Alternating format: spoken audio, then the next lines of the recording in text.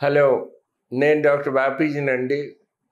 అలోపతిలోను, న్యాచురోపతిలోను, యోగాలోను qualify అయ్యి chairman for centre for integrated medicine అని హైదరాబాద్లో గత 45 ఏళ్ళ నుంచి ప్రాక్టీస్ చేస్తున్నాను. ఇవాళ మీ ముందు కొలెస్ట్రాల్ గురించి మాట్లాడడానికి వచ్చాను. కొలెస్ట్రాల్ అంటే భయపడి చచ్చిపోతున్నారు ప్రజలు. గత 25 ఏళ్ళ నుంచి కొలెస్ట్రాల్ 400 వస్తే రేపే హార్ట్ అటాక్ వస్తుంది అనుకునే వాళ్ళు చాలామంది. ప్రతి వాళ్ళు కొలెస్ట్రాల్ 2 నెలలకు ఒకసారి 3 నెలలకు ఒకసారి చేయించుకుంటున్నారు.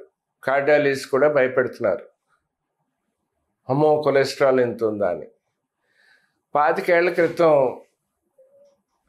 లండన్లో, అంటే యునైటెడ్ కింగ్డమ్, ఇంగ్లాండ్లో వాళ్ళు ఒక లార్జెస్ట్ స్టడీ అంటారు, ఫ్రెమింగ్హామ్స్ లాంగెస్ట్ స్టడీ, 23 ఏళ్ళు 5 లక్షల మందిని ఎన్నుకుని దాంట్లో 1 లక్ష మందిని సెలెక్ట్ చేసి 23 ఏళ్ళు వాళ్ళు ఫాలో అయ్యి వాళ్ళు ఒక థియరీతో వచ్చారు. ఏమని?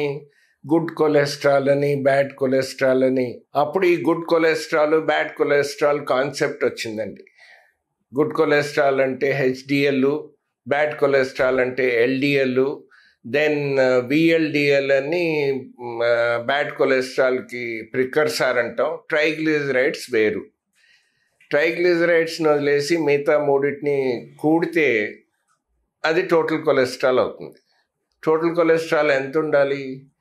15 ఏళ్ల క్రితం ల్యాబొరేటరీ రిపోర్ట్స్ ఇండియాలో 150 to 250 ఉంటే సరిపోతుంది కొలెస్ట్రాల్ అని ఉండేది. దాని తర్వాత ఏమైందంటే 200 to 240 హై రిస్క్ అన్నారు, 200 లోపుగా ఉండాలి, మోడరేట్ రిస్క్ అన్నారు. మరి అసలు రిస్క్ లేకుండా ఎంత ఎవరు చెప్పలేదండి. తర్వాత ఇప్పుడు ల్యాబొరేటరీస్లో ఏంటి, లెస్ దెన్ 200 ఉంటే సరిపోతుంది అన్నారు. 200 కన్నా లెస్ అంటే 0 కూడా ఉండొచ్చా? అయ్యా, కొలెస్ట్రాల్ చాలా ఇంపార్టెంట్ కంపోనెంటు.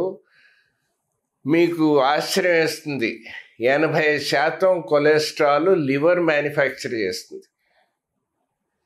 మనం తినే తిండిలో 15% నుంచి 20% మనకి కొలెస్ట్రాల్ పెంపొందించే రా మెటీరియల్ వస్తుంది. అంటే రెడ్ మీట్ అని, ఎల్లో ఆఫ్ ది ఎగ్ అని, మేగడ అని, వెన్న అని, క్రీమ్స్ అని, ఇవన్నీ తినకూడదని చెప్పి 20 ఏళ్ళ నుంచి 25 ఏళ్ళ నుంచి నూరు పోసారు. కార్డియాలజిస్ట్ కూడా అదే అన్నారు. ఇవన్నీ కరెక్ట్ కాదని ప్రూవ్ అయిపోయింది. అమెరికాలో ఏం కనుక్కున్నారంటే అసలు ఆర్టరీస్లో, అంటే హార్ట్ ఆర్టరీస్లో బ్లాక్స్ డెవలప్ అయితే హార్ట్ అటాక్ వస్తాయని అంటారు. ఆ బ్లాక్స్కి అసలు కొలెస్ట్రాలే కారణం కాదు, కొలెస్ట్రాల్కి హార్ట్ అటాక్స్కి సంబంధం లేదని తేలిపోయింది. మరి గత 25 ఏళ్ళలో ఫార్మా కంపెనీలు కొలెస్ట్రాల్ తగ్గించే మందులు, అటార్వోస్టాటిన్ అని, సిమోస్టాటిన్ మానేశారు. దానికి కారణాలు వేరు. అటార్వోస్టాటిన్ అని, రోసువాస్టాటిన్ అని ప్రతి 1-2 ఏళ్ళకి 3 ఏళ్ళకి కొత్త మందులు వస్తూనే ఉంటాయి. కొత్త మందులు అమ్ముకున్నాక తర్వాత పేటెంట్ ఏమో వేరే కంపెనీస్కి ఇచ్చి డబ్బులు చేసుకుంటున్నారు. భయం చాలండి, ఆ భయం చాలండి. హార్ట్ అటాక్ కొలెస్ట్రాల్ లేకుండా కూడాను. అది మీకు అర్థం కావట్లేదు. బ్లాక్స్ డెవలప్ అవడానికి కొలెస్ట్రాల్ రెస్పాన్సిబులే కాదు, కానీ కొలెస్ట్రాల్ చాలా ఇంపార్టెంట్ కంపోనెంటు మన బాడీలో. నేను 4 ఇంపార్టెంట్ ఫంక్షన్స్ చెప్తాను. ఒకటి, సెల్ వాల్ డ్యామేజ్ అయితే దాని రిపేర్కి రా మెటీరియల్ కొలెస్ట్రాల్. నర్వ్స్ ఉంటాయి, నర్వ్కి ఇన్సులేషన్ ఉంటుంది. ఆ ఇన్సులేషన్ కనుక డ్యామేజ్ అయితే దాని రిపేర్కి కొలెస్ట్రాల్ చాలా ఇంపార్టెంట్. అంటే ఏంటి, కొలెస్ట్రాల్ కనుక బాగా తక్కువ ఉంటే మీకు 50-60 ఏళ్ళు వచ్చేటప్పటికి నర్వ్స్ డ్యామేజ్ అవుతాయి. నర్వ్స్ డ్యామేజ్ అయితే మతిమరుపు వస్తుంది, అదే రిపీట్ చేస్తారు. చాదస్సు అంటారు మన వాళ్ళు 60 ఏళ్ళు దాటాక. డిమెన్షియా అంటారు, అంటే బుద్ధి మందగిస్తుంది, షింక్ అవుతుంది. ఎంఆర్ఐ తీసి బ్రెయిన్ షింక్ అయింది, దానికి సొల్యూషన్ ఏంటి? ఏమీ లేదు. అలాగే ఆల్జైమర్స్ డిసీజ్ అని, ఏదైనా ఫ్రెండ్ ఫోన్ నెంబర్ గుర్తు రాలేదు, సడన్గా పేరు గుర్తు రాకపోతే ఇంకా అమెరికాలో అయితే న్యూరాలజిస్ట్ దగ్గర పరిగెడుతున్నారు వాళ్ళు, ఆల్జైమర్స్ భయం. ఇక్కడ కూడా అలాగే తయారవుతున్నారు ఎడ్యుకేటెడ్ పేషెంట్స్. సో కొలెస్ట్రాల్ చాలా ఇంపార్టెంట్ నర్వ్ ఇన్సులేషన్ రిపేర్కి. సెల్ మెంబ్రెయిన్కి. అడ్రినల్ గ్లాండ్ అని కిడ్నీ పైన 2 గ్లాండ్స్ ఉంటాయి, ఈచ్ కిడ్నీ పైన ఒక్కొక్క గ్లాండ్. దాంట్లో 3 హార్మోన్స్కి ఇది చాలా ఇంపార్టెంట్ రా మెటీరియల్. అలాగే అడ్రినల్ గ్లాండ్స్ లోపల అడ్రినలిన్, నార్ అడ్రినలిన్ సీక్రెట్ అవుతాయి. ఈ స్ట్రెస్ రెస్పాన్సు, క్రైసిస్ రెస్పాన్స్కి హార్మోన్స్ ఏవైతే ప్రొడ్యూస్ అవుతాయో కొలెస్ట్రాల్ రా మెటీరియల్ దానికి. మరి కొలెస్ట్రాల్ లో ఉంటే ఏమవుతుంది? కొలెస్ట్రాల్ లో ఉంటే యాక్సిడెంట్ ప్రోను,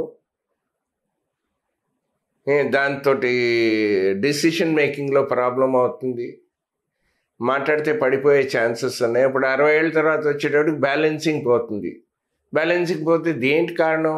అది మెడ మూలాన్న, బ్రెయిన్ మూలాన్న, ఇన్సులేషన్ ప్రాబ్లమా? దీనికి ఏమన్నా టెస్టులు ఉన్నాయి? ఎవరు కనుక్కోలేరు.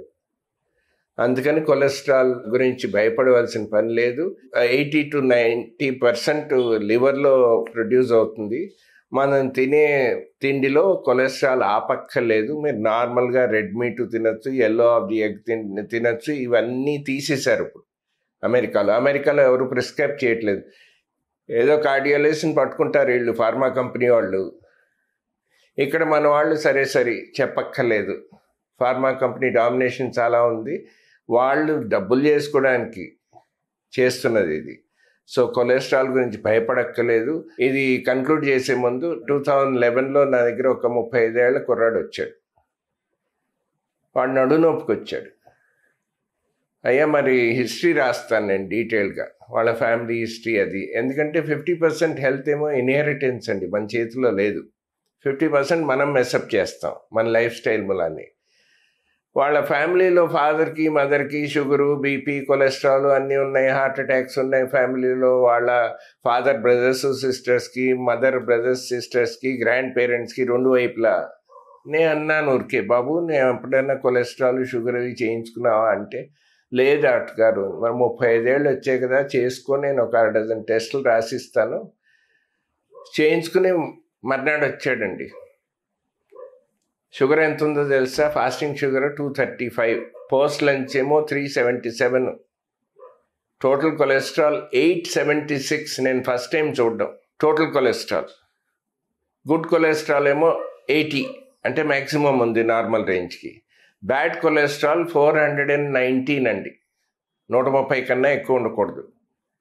ఆ బ్యాడ్ కొలెస్ట్రాల్ని ప్రికర్సర్ అంటాం, పెంపొందించే దాని ప్రీవియస్ ఫామ్ ఉంటుంది, VLDL అంటాం. అది మామూలుగా 30 లోపుగా ఉండాలి. అతనికి 227. నా దగ్గర ఇంకా రికార్డు ఉంది, చెప్తే ఎవరు నమ్మరని చెప్పి రికార్డ్ జాగ్రత్తగా పెట్టాను. దెన్ ట్రైగ్లిజరైడ్స్, అందరూ ట్రైగ్లిజరైడ్స్కి భయపడిపోయి అన్నం మానేసేయండి. వాళ్ళు అంటారు సౌత్ ఇండియన్స్ అన్నం లేకుండా ఉండలేరు, గోధుమలు అలవాటు లేదు, గోధుమలు తింటే వేడి చేస్తున్నాను, ఇంకో భయం. ట్రైగ్లిజరైడ్స్ 5230 అండి, 5200. నేను ఫస్ట్ టైం చూశాను 40 ఇన్నేళ్ళలో. నేను చెప్పిన దానికి సారాంశం ఏంటంటే, కొలెస్ట్రాల్ గురించి భయపడకండి, అన్నీ మానేయక్కర్లేదు. గుడ్లు తినచ్చు, రెడ్ మీటు తినచ్చు, వైట్ మీటు తినచ్చు. మామూలుగా మీరు తినే పద్ధతి ఏదైతే ఉందో తినండి. కొలెస్ట్రాల్ గురించి మందులు వాడకూడదు. కొలెస్ట్రాల్ మందులు వాడితే లివర్ డ్యామేజ్ అవుతుంది, షుగర్ పెరుగుతుంది, మస్కులర్ పెయిన్స్ వస్తాయి. ఆ మస్కులర్ పెయిన్స్, నడుములని థై పెయిన్ వచ్చింది, దానికి మళ్ళీ MRI, స్లిప్ డిస్క్. ఎందుకండి ఈ పెంటలో పడాలి? ఇక్కడ నేను ప్రిస్క్రిప్షన్ చూస్తున్నాను, 40 mg టోటల్ కొలెస్ట్రాల్ మార్జినల్గా హై ఉంటే 40 mg అటారోస్టాటిన్ రాస్తున్నారు డాక్టర్లు. 80 కూడా రాశారు. 5 mgతో స్టార్ట్ చేస్తాం, అది కూడా బాగా భయం ఉంటుంది పేషెంట్కి అని చెప్పి సైకలాజికల్ రీజన్స్కి 5 mg పెట్టి డైట్లో కొంచెం మార్పులు తీసుకొచ్చి ఎక్సర్సైజ్ అవి చేయిస్తే ఆటోమేటిక్గా సర్దుకుంటారు.